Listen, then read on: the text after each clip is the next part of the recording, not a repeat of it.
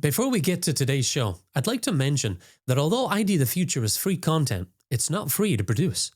If you're enjoying the interviews, commentaries, and readings you hear on the podcast, would you consider partnering with me to create more new content next year? Discovery Institute depends wholly on donations from people like you who are excited about the work we do. Become an ID the Future partner today to help us produce new episodes and expand the reach of the podcast. Support the ID the Future podcast directly by going to idthefuture.com and clicking on the donate button at the top of the page. That's idthefuture.com and click on the donate button at the top of the page. Thanks for your support. It reminds us that even the smallest creatures play huge roles in sustaining life. They pollinate plants, recycle nutrients, and of course, play a fundamental role in the food chain. They're like tiny engineers, elegantly solving complex problems to support ecosystems. ID the Future, a podcast about evolution and intelligent design. Bugs. Some of them we enjoy more than others. But there's no denying they're a part of life. And though they're small, they're actually very big examples of engineering and design. Today, I welcome Kate Kavanaugh to the podcast. She is Education and Outreach Assistant at Discovery Institute's Center for Science and Culture. One of our key educational events on the calendar is ID Education Day, an all-day in-person event held a couple times a year and designed especially for middle schoolers and high school students in home or private school settings. It's a great field trip opportunity to learn directly from scientists who study intelligent design in life. And lately, the theme has been creepy, crawly complexity, the intelligent design of bugs, and even nasty, gross, unpleasant ones. So we're going to get into that today. Kate, welcome to ID the Future. Thanks for having me back. Absolutely. Well, you've been working at Discovery Institute for about a year and a half now. So tell us a little bit about where you got your interest in science and how it became part of your higher education. Yeah. I feel very blessed to work at the Discovery Institute in the Center for Science and Culture.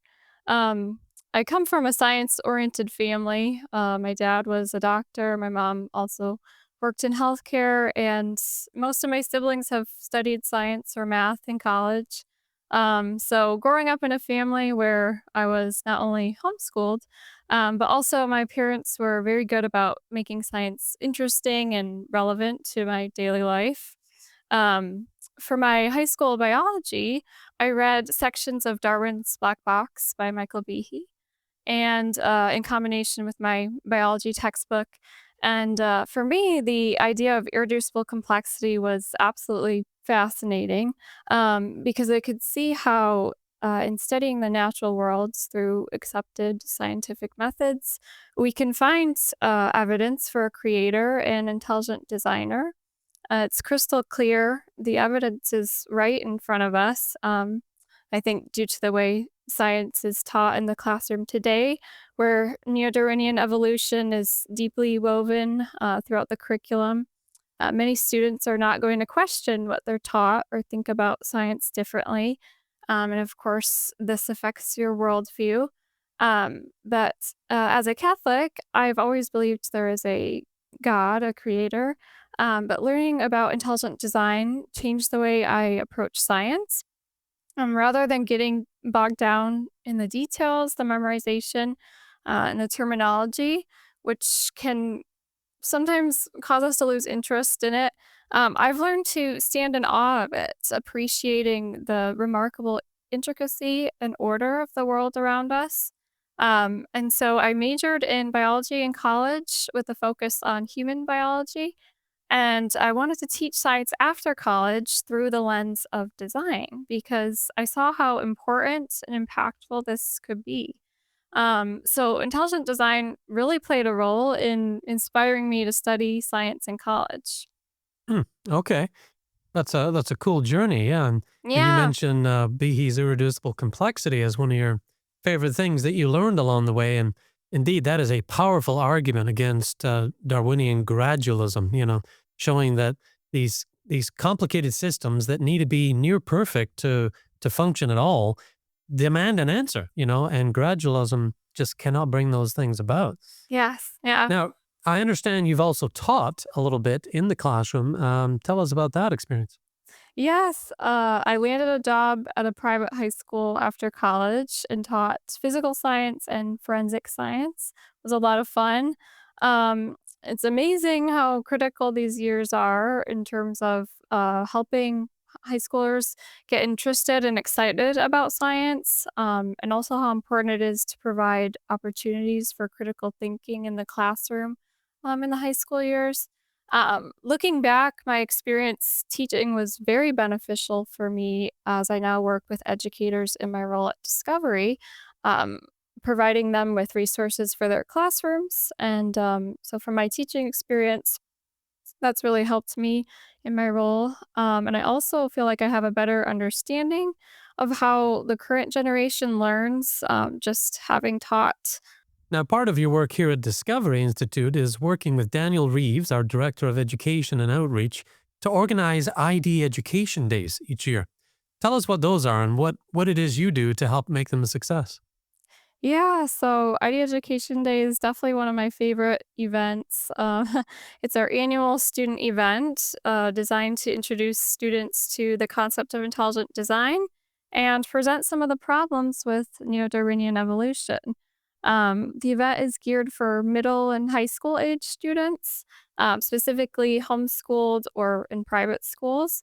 It's really a special event because we bring in scientists and speakers to present scientific arguments and evidence for intelligent design, and give students the opportunity to ask questions to the speakers at the end of the program, to encourage critical thinking and open the door to other questions like what are the implications on culture and worldview. Um, and then in addition to 3 or 4 talks that are given in the program, there are lots of fun interactive learning activities and videos that we play throughout the program. And of course, there are fun prizes. This year, Hmm. we gave away resin insects. um, and so, my role in these conferences is to help execute the conference logistics like registration, promoting the event to local schools, coordinating the bookstore and volunteers. Um, I also was able to participate in the actual program of the event by doing Q&A with the speakers after Nice. each of their talks. Yeah, to help draw out the main points for the students, and just help to achieve our goals of getting the kids excited about science and introducing them to intelligent design. So, Yeah. And, Discovery Institute puts on a lot of events, for the general public, geared toward adults who are interested in these important topics. But it's pretty cool that we can put resources into events just for kids, like wholly designed for their age, their development, and their interest. yes. So why do you think it's important to have events geared just for the kids, just for students? Yeah, it's very important because many of them are just reaching the age where they might be asking questions like, how did we all get here? Hmm. And they're likely going to get answers from the internet or when they go to college from their professors that neo-Darwinian evolution is the answer, and that we are the product of blind random chance. And so it's critical that they learn about the lack of evidence for neo-Darwinism and about this alternative theory of intelligent design, which is not taught in the public schools or public universities, but is overwhelmingly supported by the scientific research and evidence. Hmm. Yeah, and as working in this arena, we are steeped in it, but we have to remember that, students are just not really getting a lot of it in their everyday life. And so we do Yes. need to offer that to them. Now, you just got done with an ID Education Day. Tell us where it was held, what the theme was, and who spoke there. Yeah. So, this year we actually hosted 2 ID Education Days, one in Spokane, Washington, and one in Tacoma, Washington, both with the theme Creepy Crawly Complexity. looking at the intelligent design of organisms within the three major invertebrate phyla, Nematoda, Arthropoda, and Annelida. And we had the speakers Paul Nelson, Pedro Mora, and George Damoff for both events. The March event in Spokane was incredibly successful with over 700 registrants. And then just a few weeks ago, we hosted the same event in Tacoma and had nearly 500 registered for that event. In fact, we actually sold out for our Tacoma event, which is very exciting, but it's never fun to have to turn people away from an event. But it's awesome to see that there's a lot of excitement and interest for this event. And so, yeah, if circumstances allow, we hope to continue it and grow it in the years to come. Mm. Creepy Crawly complexity. That's a great title, a great theme. I found myself in the pet store the other day, and we passed by the reptiles and insects, where they kept all those, and I found myself drawn into seeing. I think they call it the Great African Horned Millipede or something like that. It's a very large specimen of millipede, and I was just entranced just watching its little many legs, walking across. Why is that theme a good one, do you think? Why is it important? Why should anybody, let alone students, care about tiny insects? Yeah, the theme of creepy crawly complexity is important for many reasons. It reminds us that even the smallest creatures play huge roles in sustaining life. They pollinate plants, recycle nutrients, and of course, play a fundamental role in the food chain. They're like tiny engineers, elegantly solving complex problems to support ecosystems. Um, and whether these creepy crawlies realize it or not, their existence and roles are carefully orchestrated to support ecosystems. The theme is also important because we often think of them as being pests or nuisances and therefore purposeless, which people might associate with being a product of evolution. But just because a mosquito bites or a fly seems annoying doesn't mean it lacks purpose. And so studying these organisms reveals to us that they are products of intelligent design. Yeah. It's interesting that even gross, nasty organisms, or those with unpleasant features that we don't like, still products of stunning design. And it's tempting to dismiss them as irrelevant or undesirable. But the more they get studied, the more we understand their purpose and their role, as you're saying, in the larger picture of life. Now, that said, is there something you learned in the last couple of ID education days that you thought, wow, I didn't realize that or know that before? Yeah, well, preparing for and attending the events deepened, if not awakened, my appreciation for bugs and insects. Yeah. Uh, Full disclosure, I was not the kind of girl growing up that would play with worms or spiders for fun. I liked catching turtles and frogs in the pond behind my house, but if there was a leech on a turtle, that turtle was staying in the pond. Yeah. But yeah, after learning so much about insects and worms at these events, I truly do not view them the same way. I'm much more hesitant to kill the spider in my kitchen, just remembering that is also taking care of the fly or mosquito in my house as well. So I might just carefully remove it instead and put it outside. Hmm. So yeah, just a Takes greater more work, appreciation. but you're contributing to that larger picture of life, right? Once you get an Yes. appreciation for it. Although I would say around my house, I have three daughters and they get kind of freaked out about spiders. So I had to implement no spiders in the house, period, sort of policy. Outside, they can roam around freely, but That's once they right. get in, their lives are in danger. But even I Yes. might reconsider that after today. Well, Yeah. let's share just a few highlights from the most recent ID Education Day. First, philosopher of biology, Paul Nelson, a wonderful speaker and great with students. He gave two talks. Tell us what he discussed. Yeah, and Paul Nelson gave a talk on the miracle of butterfly metamorphosis Mhm. as an example of irreducible complexity and the product of foresight and intelligent design. He talks about how a caterpillar dissolves itself inside the chrysalis through apoptosis and autophagy, so programmed cell death and cellular recycling, to Hmm. become a butterfly. From an evolutionary perspective, this doesn't make any sense because why would an organism dismantle itself unless it knew where it was going and knew that it would become a butterfly, which is the stage at which it is capable of reproduction? So how did this process evolve through natural selection and random chance? And so metamorphosis is a striking example of a process that requires foresight and intelligent design. Um, and then he also gave a talk on phylum Nematoda, specifically uh, the roundworm, C. elegans.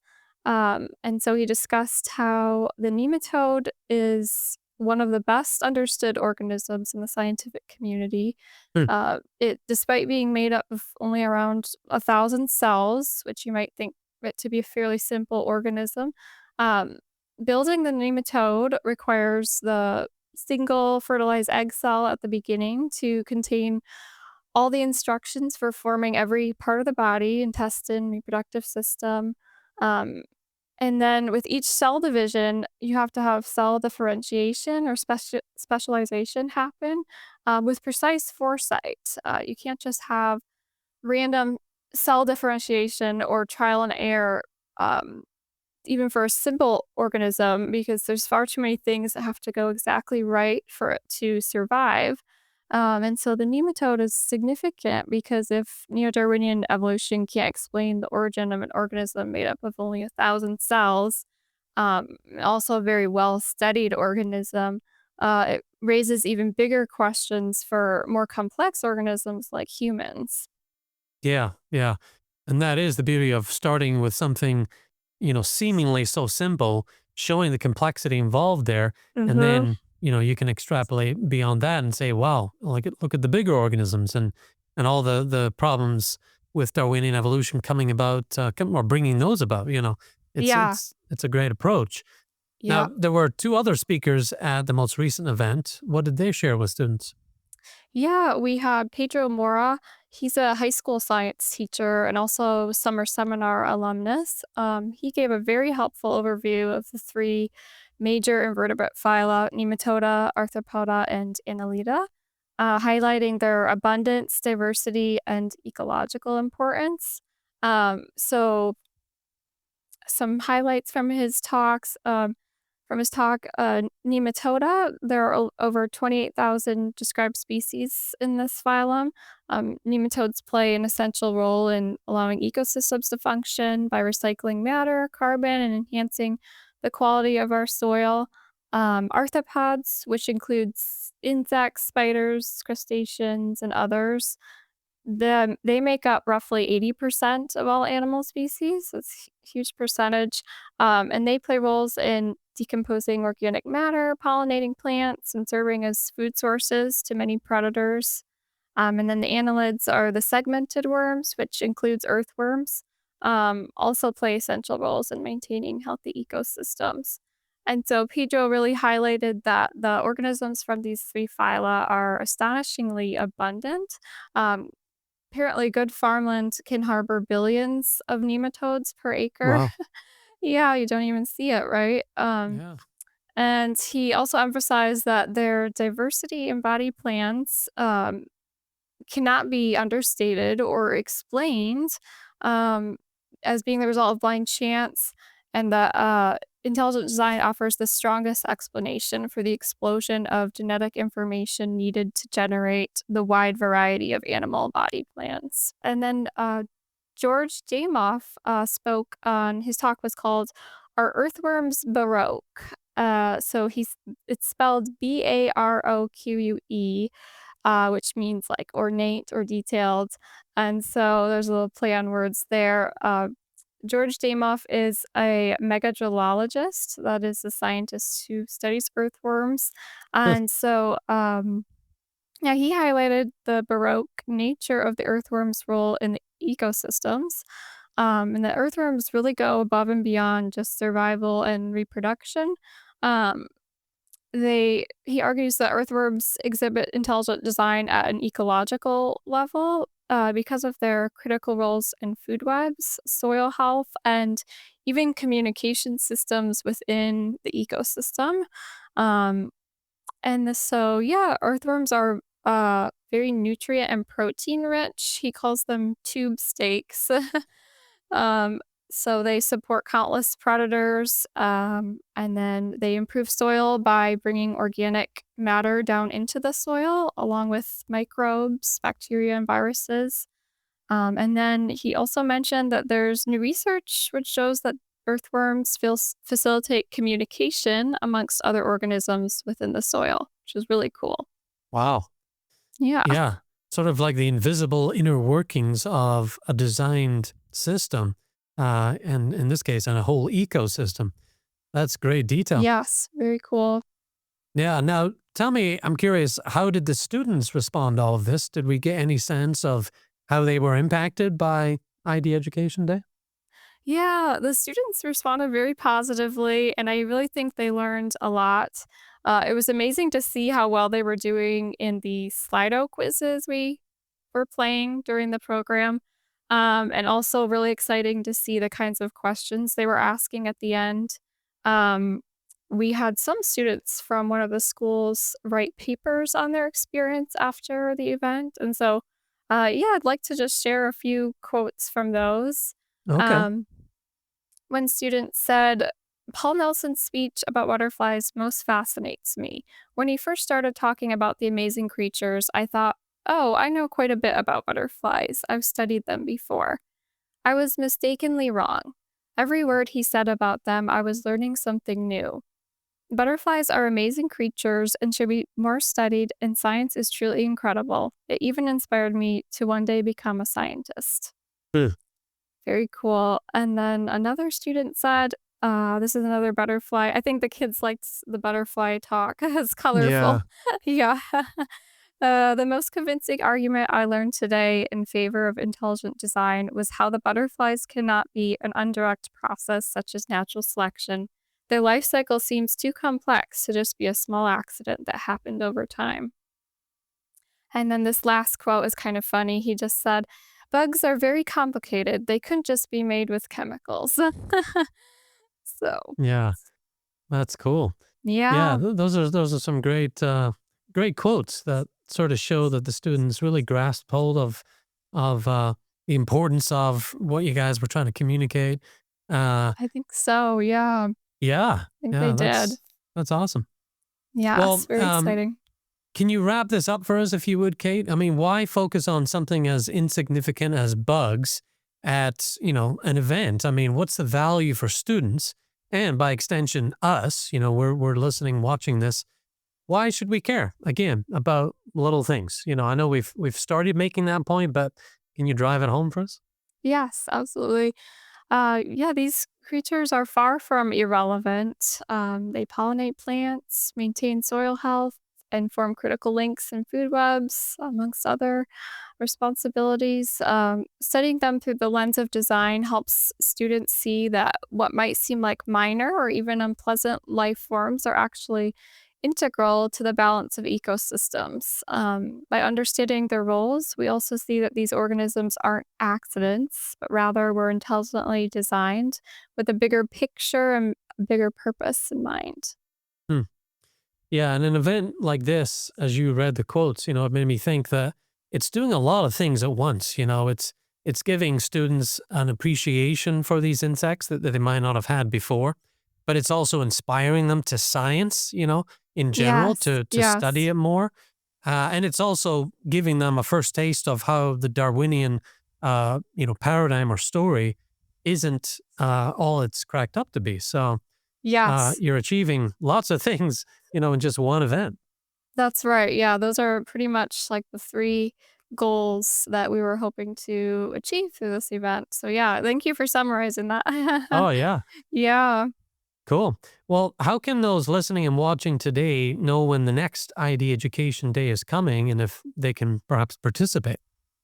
Yeah, so our next ID Education Day will be on March 26th, 2026 in Spokane, Washington. So to keep updated on when these events are happening, make sure you're subscribed to the Nota Bene newsletter and keep an eye on discovery.org/events.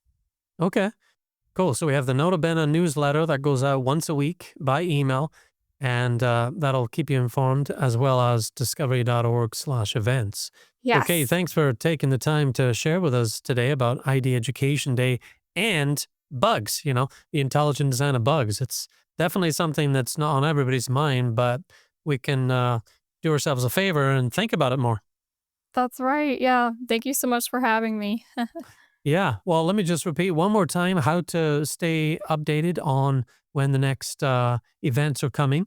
You can subscribe to Nota Bene. It's our weekly email newsletter. You can get there at discovery.org/subscribe. And of course, we have an events page too that will show you what's coming, including ID Education Days, and that's at discovery.org/events. Well, for ID the Future, I'm Andrew McDiarmid. Thanks for joining us. Visit us at idthefuture.com and intelligentdesign.org. This program is copyright Discovery Institute and recorded by its Center for Science and Culture.